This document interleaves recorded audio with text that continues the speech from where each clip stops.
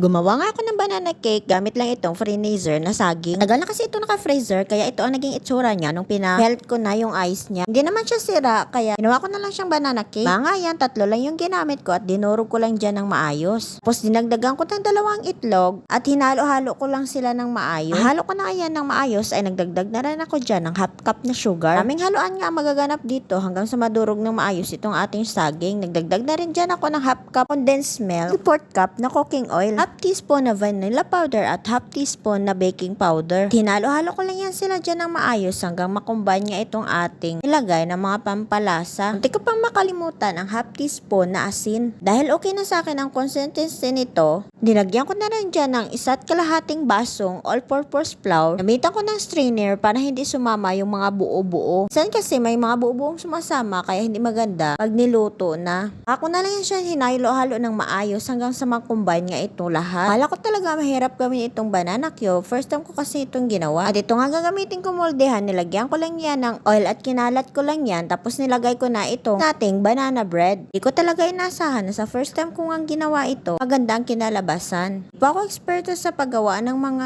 cake pero proud na proud nga ako sa sarili ko kasi nagawa ko ito in the first time na perfect sa akin kasi hindi siya masyadong matamis at lutong-luto talaga yung loob niya. Pagluluto ko naman ito, una ko ngang lutuin yung ilalim bago ko lutuin yung itaas. Ilalim na muna ang apoy ng mga 20 minutes. Na mag-dark na nga siya, napuyan ko rin ang taas ng mga 10 minutes. So yun lang. Thank you for watching.